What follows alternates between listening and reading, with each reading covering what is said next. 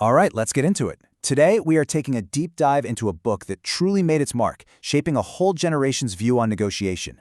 Donald J. Trump's 1987 bestseller, The Art of the Deal. We're going to unpack its core philosophy and really dig into the key strategies that define its unique approach to business. Okay, so for a lot of people back in the late 80s and 90s, this wasn't just a memoir, it was practically a manual. It laid out a blueprint for this high-stakes, super visible style of deal-making. And, its principles went way beyond just real estate. They ended up influencing everything from how corporations negotiate to the way people build their personal brands. This one quote, right from the opening pages, is honestly the key to understanding the entire book. It totally reframes business. It's not about getting rich. Wealth is just a side effect. Instead, the deal itself is the goal. It's presented as this creative passion, a game where money is just how you keep score. This whole mindset, the idea that the process is the real prize, is what every single tactic in the book is built on. And when this book came out, wow, it was a genuine cultural event. I mean, just look at these reviews. You can see how captivated people were. It didn't matter if they thought it was boastful or brilliant. Readers were just drawn to this incredibly candid, larger-than-life peek into a world of huge wealth and power. And it was all packaged up like an accessible how-to guide. So, to really get a handle on its philosophy, we're going to break our analysis down into 5 parts.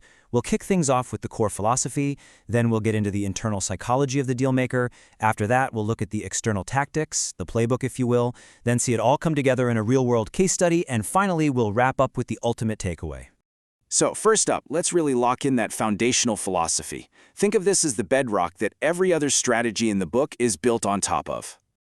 The book basically screams that great deal-making is not something you learn in a classroom. It's pitched as this innate talent, a pure instinct.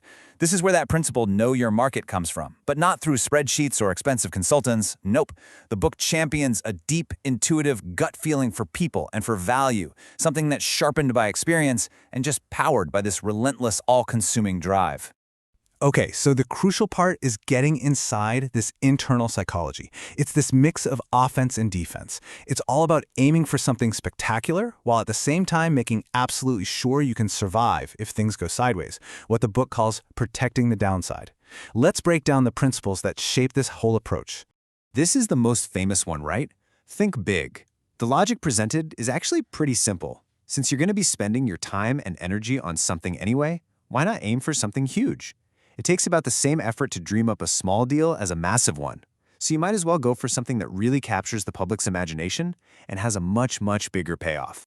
And this quote just perfectly captures the engine you need to make those big visions happen. The book is crystal clear that a big idea is totally worthless without the second part of the equation, that relentless, sheer persistence. It's that constant forward momentum, the flat-out refusal to take no for an answer that turns a wild goal into a concrete reality. The book also gets into this really confrontational, almost combative philosophy for dealing with anyone who gets in your way. And it's not presented as some emotional outburst, but as a calculated, necessary tactic for surviving in a world that it paints as being fundamentally adversarial. So this strategy is framed as an absolutely essential defense mechanism. The idea underneath it all is that your reputation walks into the room before you do. By fighting back and fighting back hard, you're not just winning the current argument, you're sending a powerful message to anyone you might deal with in the future that you are not an easy target. It's all about setting boundaries and stopping future attacks before they even start. Now, this is where it gets really, really interesting. The book seems to present 2 totally opposite ideas about money. On one hand, you've got the principle to contain the costs, this extreme penny-pinching frugality he says he learned from his father. But on the other hand, you have this willingness to spend huge amounts of money to create a premium product. It seems like a contradiction, right? But the book argues they serve different goals. You ruthlessly control the background operational costs to protect your downside and pump up your margins, but you spare no expense on the flashy, high-impact things that build the brand's fantasy and value. Okay, let's shift gears to the external tactics. This is all about how that internal mindset, thinking big, fighting back, translates into an actual strategic playbook for negotiation and promotion. A big theme here is always maximizing your options, making sure you never get backed into a corner, and creating a narrative that you can control. A massive part of the playbook is public relations, or as the book calls it, getting the word out. And it's a 3-step process. First, you make a huge splash, create a ton of media attention, because hey, even bad press keeps your name in the headlines. Second, you use bravado, or as the book says, a little hyperbole never hurts, to build up a fantasy around your project. And third, when you're dealing with reporters, you always frame your answers to promote your vision, turning even the hardest questions into a new opportunity. According to the book, the single most powerful weapon in any dealmaker's arsenal is leverage. It argues that if you don't have it, you're basically just crossing your fingers and hoping for the best. But if you have it, you can control the outcome. And the book just defines it perfectly right here. See, the strategy isn't just about being a tough negotiator, it's about gathering intelligence first. The whole process depends on this. Before you even think about sitting down at the table, your number one job is to figure out what the other side absolutely, positively cannot walk away from. That becomes your pivot point. It's the key that gives you control over the entire negotiation. So how do all these principles, thinking big, using leverage, getting the word out, how do they actually work in the real world? Well, the book gives us a fantastic centerpiece example with the rebuilding of the Woolman Rink in New York's Central Park. You have to understand the context here. It's everything. This wasn't just some construction project that was running late. We're talking 6 years and millions of dollars wasted by the city.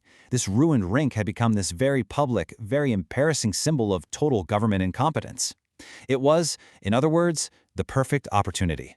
And this case study is just a masterclass of the book's final, most important tenet in action. First, by taking on a high-profile public failure, he automatically created a massive media event. Then, he delivered on his incredibly bold promise, opening the rink in just a few months, not years, and under budget. This completely transformed a symbol of public failure into a massive personal PR victory, all by sticking to that final crucial principle. After all the hype and all the talk, you have to deliver the goods. So, after exploring the mindset, the tactics, and the case studies, what's the ultimate, boiled-down takeaway from the art of the deal? The entire philosophy really can be distilled down into this simple three-step formula. First, you create a grand vision, a fantasy that's bigger, bolder, and way more exciting than the nuts and bolts of reality. Second, you promote that vision with nonstop energy and bravado, making it feel like it's destined to happen. And finally, the step that holds the whole thing together, you absolutely have to deliver a product that lives up to the immense hype you've created. And this brings us right back full circle to where we started. The book finishes by hammering home its core message. The motivation, in the end, isn't the money. It calls money just a way of keeping score. The real reward, the true art, is in the thrill of the process itself, the strategy, the negotiation, the win. This is the principle of have fun. Because without that genuine love of the game, the relentless drive it requires would be impossible to keep up.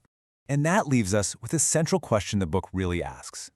Is the art found in the tangible results, the shiny tower, the profitable contract, the public victory, or, as the author argues from the very first page, is the real art form found in the intangible, the strategic moves, the psychological chess match, and the simple, intense thrill of just playing the game?